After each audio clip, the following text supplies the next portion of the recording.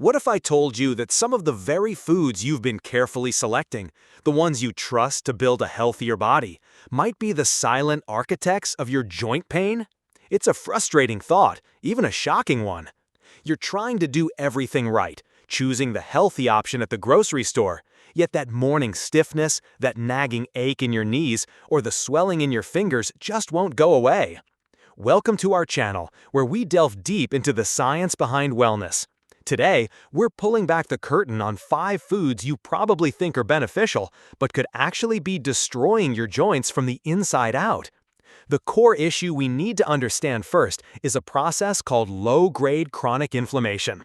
This isn't the acute inflammation you see with an injury, like a swollen ankle, which is a healthy and necessary healing response. Instead, this is a persistent, simmering level of inflammation throughout your body, often with no obvious symptoms for years. It's a silent fire that, over time, can damage tissues, including the delicate cartilage and synovial fluid that protect your joints. Your immune system, in a state of constant alert due to various triggers, starts sending out inflammatory molecules called cytokines.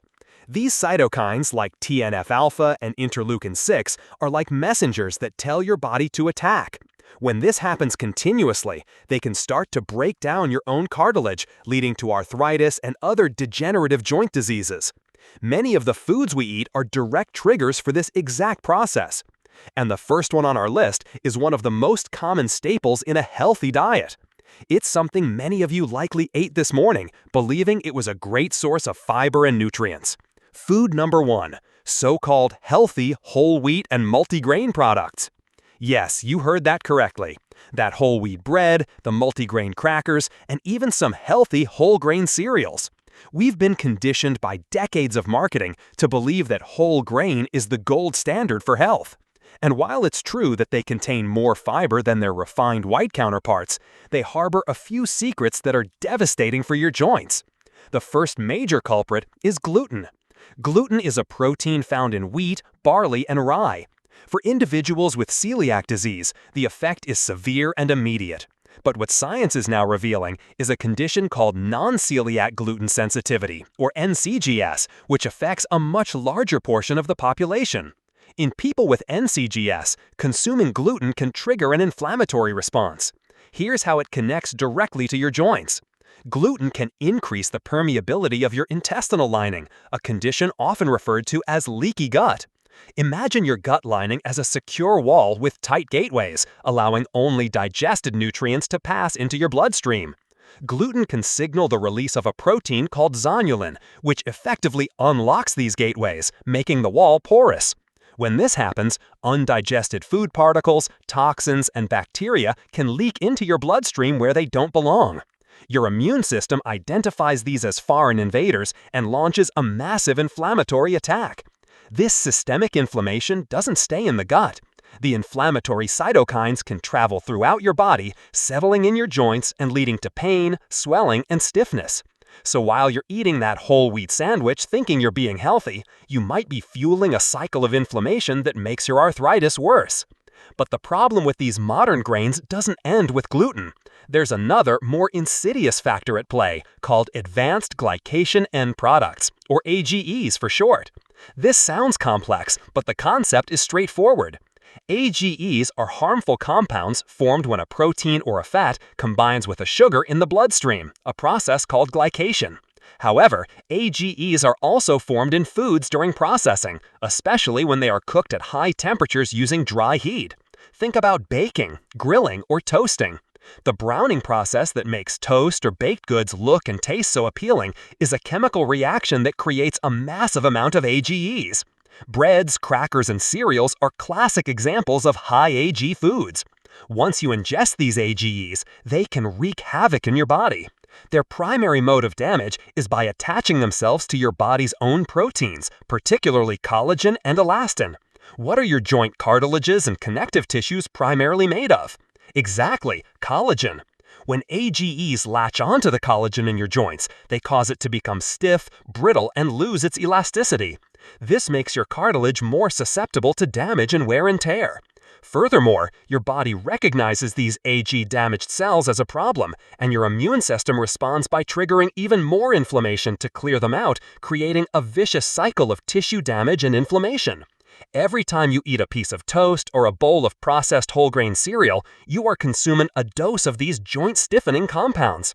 So it's not just the gluten, it's the very nature of how these foods are produced and cooked.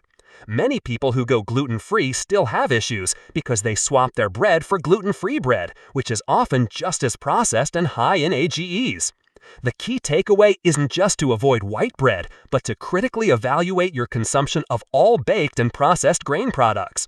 Switching to less processed, naturally gluten-free grains like quinoa or buckwheat, cooked through boiling rather than high-temperature baking, can make a significant difference in your dietary age load. Understanding this mechanism is the first step to taking back control. You're not just looking at a food, you're looking at what happens to that food during processing and how your body uniquely responds to it. This shift in perspective is crucial for identifying the true sources of your inflammation and pain. We are only on the first food of our list of 5, and it is often a fundamental part of many people's diets. It goes to show how deeply some of these problematic ingredients are embedded in our perception of what constitutes a healthy meal.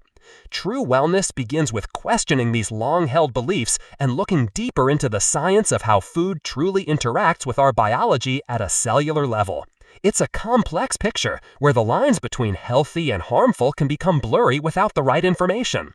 The problem is that what works for one person may not work for another, especially when it comes to food sensitivities.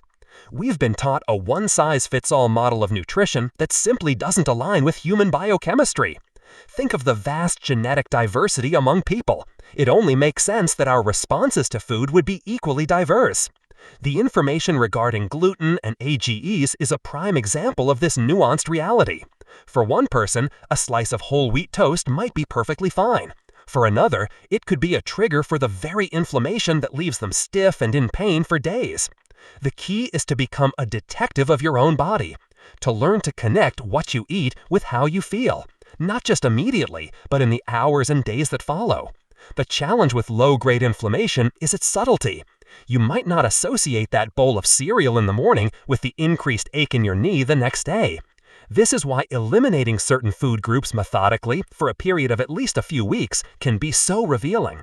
When you remove a potential inflammatory trigger like wheat products, your body gives you a chance to quiet down that immune response. You might notice less puffiness in your hands, a reduction in overall achiness, or an improvement in your energy and mental clarity, which are also often impacted by systemic inflammation. Then, if you reintroduce the food and the symptoms return, you have a clear, personal answer. This self-experimentation is more powerful than any generic dietary advice you will ever receive. We've laid the groundwork now, understanding the twin threats of gluten-induced inflammation and joint-stiffening AGEs. The next foods on our list operate through different yet equally damaging biological pathways. They are hidden in places you'd least expect, in salads, in healthy drinks, and even in doctor-recommended snacks. The knowledge you gain today will empower you to navigate the grocery store with a new set of eyes, capable of spotting these hidden enemies of joint health. If this insight is already shaping how you view your diet, imagine what's still to come. Make sure you're subscribed to the channel with notifications turned on, because you won't want to miss the other 4 foods that could be silently holding your health hostage. Now that we've exposed the complex issues surrounding modern wheat products, let's turn our attention to the next item on our list, which often finds its way into the shopping carts of the health conscious, particularly those looking to reduce their intake of animal fats. This brings us to food number 2, certain vegetable and seed oils. I'm referring specifically to oils like soybean oil, corn oil, sunflower, safflower, and grapeseed oil. For decades, we've been told to replace bad saturated fats like butter and lard with these heart-healthy polyunsaturated vegetable oils. They became the foundation of modern cooking and food manufacturing. You'll find them in almost everything processed: salad dressings, mayonnaise, vegan butters, baked goods, and even in restaurant meals where you think you're getting a healthy stir-fry. The problem isn't the plant itself, but the biochemical composition of the oils extracted from them and what happens when they enter our bodies. The key issue is the ratio of omega-6 to omega-3 fatty acids. Both omega-6 and omega-3 are essential polyunsaturated fatty acids, meaning our bodies can't produce them and we must get them from our diet. Both also serve as precursors to molecules called eicosanoids, which are signaling molecules that have a profound effect on inflammation. Here's the crucial difference. Eicosanoids derived from omega-3s are largely anti-inflammatory. They help resolve inflammation and protect tissues. In contrast, most eicosanoids derived from omega-6s are pro-inflammatory. They promote swelling, pain, and the very cytokine activity we discussed earlier. A healthy ancestral human diet is believed to have had an omega-6 to omega-3 ratio of around 1:1 or 2:1. Today, due to the overwhelming prevalence of these seed oils in our food supply, the average Western diet has a ratio that can be as high as 15:1 or even 25:1. This creates a cellular environment that is constantly primed for inflammation. When you consume these oils in excess, you are effectively providing your body with an arsenal of raw materials to produce inflammatory compounds. For someone with a predisposition to joint issues like osteoarthritis or rheumatoid arthritis, this is like pouring gasoline on a fire. The high levels of omega-6 fatty acids, specifically arachidonic acid, can directly increase the production of inflammatory prostaglandins and leukotrienes in the synovial fluid of your joints, leading to more pain and faster degradation of cartilage. Furthermore, these oils are incredibly fragile and prone to oxidation, especially when exposed to heat, light, and air during the extraction process and cooking. When these oils oxidize, they form free radicals and other toxic compounds like lipid peroxides. These compounds are highly reactive and cause significant oxidative stress in the body, damaging cell membranes, proteins, and DNA. Oxidative stress and inflammation are two sides of the same coin. One perpetually fuels the other. So the healthy salad you prepared becomes a source of inflammation when you douse it in a store-bought dressing loaded with soybean or sunflower oil. The healthy choice is to dramatically reduce the intake of these high omega-6 oils and instead focus on sources of omega-3s like fatty fish, chia seeds, and walnuts. And use more stable anti-inflammatory oils for cooking, such as extra virgin olive oil, coconut oil, or avocado oil, which have a much better fatty acid profile and are more resistant to heat-induced damage. Now, let's move to our third healthy imposter. This one will be particularly surprising because it's often recommended as a perfect snack, full of protein and calcium. Food number 3, flavored yogurts and low-fat dairy products. Yogurt, especially Greek yogurt, has been championed as a superfood. It contains probiotics for gut health and protein to maintain muscle mass. And plain, full-fat yogurt from a good source can indeed be very beneficial. The trap, however, lies in the vast majority of yogurt products that dominate the dairy aisle. The first and most obvious villain is added sugar. To make low-fat versions palatable, manufacturers remove the fat and replace it with huge amounts of sugar, high fructose corn syrup, or artificial sweeteners. A small, single-serving container of fruit-on-the-bottom yogurt can contain as much sugar as a candy bar. As we touched on earlier with AGEs, sugar is one of the most inflammatory substances we can consume. It spikes insulin levels and directly triggers the release of inflammatory cytokines. Consuming sugar lights up the same inflammatory pathways that lead to joint pain. But even if you choose a sugar-free option, the problems don't stop there. There's the issue of the dairy protein itself, specifically a type of casein protein called A1 beta-casein. Most conventional dairy in Western countries comes from Holstein cows, which predominantly produce A1 casein. During digestion, A1 casein can break down into a peptide called beta-casein 7, BCM7. BCM7 is an opioid peptide that can cause inflammation, particularly in the gut, for a significant number of people.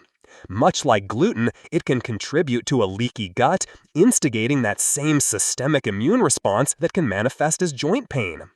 In contrast, milk from heritage cow breeds, as well as goats and sheep, contains primarily A2 beta-casein, which does not produce BCM7 and is generally much better tolerated. Many people who think they are lactose intolerant might actually be sensitive to A1 casein and find that they can consume A2 dairy products without any issues. The commercial pasteurization and homogenization processes can also alter the natural structure of milk fats and proteins, potentially making them more immunogenic or more likely to trigger an immune response. So that seemingly innocent, convenient tub of low-fat, fruit-flavored yogurt could be a triple threat: high in inflammatory sugar, full of potentially problematic A1 casein, and highly processed. It's truly a minefield out there, and navigating it requires a level of awareness that goes beyond simply reading the calorie count on the label. We are challenging decades of nutritional dogma that oversimplified health into fat is bad, sugar is fine, or whole grains are always good. The reality is far more intricate. The inflammatory potential of a food depends on its molecular composition, its processing, and your individual genetic and gut microbiome profile. The omega-6 oils and the problematic dairy products are perfect examples of this. They were introduced to our food system as healthier alternatives, yet for many, they have had the opposite effect, contributing to the very chronic diseases they were meant to prevent. At this point, I'm curious to hear from you. Have you ever suspected that a so-called healthy food was making you feel worse? Perhaps you removed something from your diet and noticed the surprising improvement in your energy or pain levels? Share your experience in the comments below. Your story might be the validation someone else needs to start their own journey of nutritional self-discovery. These discussions help us all learn and grow as a community. The power of this information lies not just in understanding the science, but in applying it. It's about taking small, deliberate steps. Maybe today that step is simply switching your cooking oil from corn oil to olive oil. Or perhaps it's trying plain, full-fat A2 yogurt with some fresh berries instead of the sugary, flavored kind. These are not drastic sacrifices. They are targeted, science-based adjustments that can yield profound results over time. If these insights are already opening your mind to a new way of thinking about food and inflammation, just imagine what's still in store. Click on that subscribe button so you don't miss out, because the next 2 foods on our list are even more deceptively hidden in a healthy lifestyle. We have navigated through the misleading world of healthy grains, inflammatory seed oils, and problematic dairy products. The journey so far has revealed how easily well-intentioned choices can backfire, fueling the very inflammation we are trying to combat. Now, let's unveil the 4th food on our list. This one often serves as the centerpiece of what many consider the ultimate health meal. Food number 4. Salads containing certain raw vegetables, especially for those with compromised digestion. This might be the most controversial point yet. How could a salad, the symbol of healthy eating, be a problem? Again, the devil is in the details, specifically in a class of natural compounds plants produce for self-defense called lectins. Lectins are sticky carbohydrate-binding proteins found in many plants, particularly abundant in the seeds, grains, and skins. Their evolutionary purpose is to deter predators, like insects and animals, from eating them by causing digestive distress. Humans are not immune to these effects. Some of the highest concentrations of lectins are found in foods we often eat raw in salads, such as beans, cucumbers, especially the skin and seeds, tomatoes, and bell peppers. When we consume high lectin foods, these proteins can bind to the cells lining our intestinal wall. This binding can interfere with nutrient absorption and, similar to gluten, can disrupt the tight junctions between intestinal cells, contributing to that leaky gut condition we've discussed. Once the gut lining is breached, lectins themselves can enter the bloodstream. Because they are foreign proteins, the immune system targets them, launching an inflammatory response. This is where the joint connection becomes strikingly clear. Research suggests that lectins have a particular affinity for binding to sialic acid, a sugar molecule that is abundant in the synovial fluid and connective tissues of our joints. When circulating lectins attach to these joint tissues, the immune system can become confused and launch an attack on its own joint structures. This process is a classic example of molecular mimicry, where a foreign substance so closely resembles one of our own tissues that our immune system attacks both indiscriminately. This can be a major driver of pain and inflammation in autoimmune forms of arthritis. The important distinction here is that not everyone is sensitive to lectins, and proper preparation can drastically reduce their content. Cooking, sprouting, and fermenting high lectin foods like beans and grains can break them down significantly. But when you're consuming a large, raw salad with tomatoes, cucumbers, and bell peppers, you are getting a full dose of these potentially inflammatory proteins. For someone with existing joint pain or autoimmune issues, switching to well-cooked vegetables and peeling or de-seeding certain offenders can sometimes bring remarkable relief. Finally, we arrive at our fifth and final food. This is perhaps the most insidious of all, because it masquerades as pure health, a concentrated elixir of nature's goodness. Food number 5, commercially prepared fruit juices and smoothies. We see them in bottles lining refrigerator shelves, promising a full serving of fruits or an antioxidant boost. But these beverages are, for the most part, a metabolic disaster for your joints. Here's why. When you eat a whole fruit, the sugar, fructose, is encased in a fibrous matrix. This fiber slows down the digestion and absorption of the sugar, preventing a rapid spike in your blood sugar levels. Your body is designed to handle sugar in this slow-release package. Juicing removes almost all of this protective fiber. What you're left with is essentially sugar water with some vitamins. Drinking a glass of apple juice, for example, is metabolically similar to drinking a soda. The massive, rapid influx of fructose goes straight to your liver.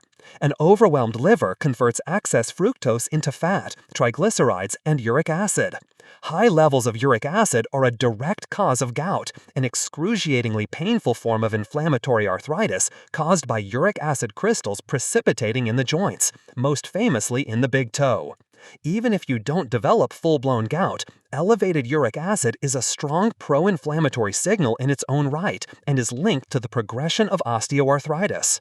Furthermore, this fructose bomb contributes to the formation of those AGEs, Advanced Glycation End Products, that we talked about in the beginning. Fructose is actually 10 times more reactive than glucose in forming AGEs, making fruit juice a potent source of these joint-stiffening compounds. Even green smoothies can be a problem. They often use a very small amount of spinach or kale for color, but the base is almost always a combination of apple juice, banana, and other high-sugar fruits to make it palatable. The takeaway is simple. Eat your fruit, don't drink it. By choosing the whole fruit, you get the fiber, the nutrients, and a slow, manageable release of sugar that your body can handle without triggering a cascade of inflammation. So there you have it, 5 foods, all commonly perceived as healthy, that could be secretly perpetuating your joint pain. Let's recap. We started with so-called healthy whole wheat products, exposing the double threat of inflammatory gluten and joint-stiffening AGEs. Then, we uncovered the inflammatory truth about industrial seed oils, revealing their imbalanced omega-6 to omega-3 ratio. We explored the world of flavored yogurts and modern dairy, which can be Trojan horses for sugar and A1-casein. We then looked at how even a raw salad, full of lectin-rich vegetables, could be a trigger for some. And finally, we saw how fruit juice, stripped of its fiber, becomes a potent source of fructose that fuels gout and AGE formation. The goal of this video is not to make you afraid of food. It is to empower you with knowledge. Health is not about deprivation. It is about making informed substitutions. It's about trading your processed bread for quinoa or sweet potatoes. It's about swapping your soybean oil for olive oil. It's about choosing plain, full-fat yogurt over the sugary, low-fat kind. It's about cooking your vegetables if you feel they cause you distress. And it's about enjoying a whole piece of fruit instead of drinking its juice. These small, consistent changes, rooted in a deep understanding of your own body, are what build lasting wellness. If you found this information valuable and eye-opening, please give this video a thumbs up to help us reach more people who are struggling silently with pain. Don't forget to subscribe and click the bell icon so you never miss our deep dives into the science of health. And finally, share this video with a friend or family member who you think might benefit from this knowledge. You could change their life. We encourage you to explore other videos on our channel for more science-backed tips on how to reclaim your health and vitality. Thank you for investing your time with us today. Be well, and we'll see you in the next video.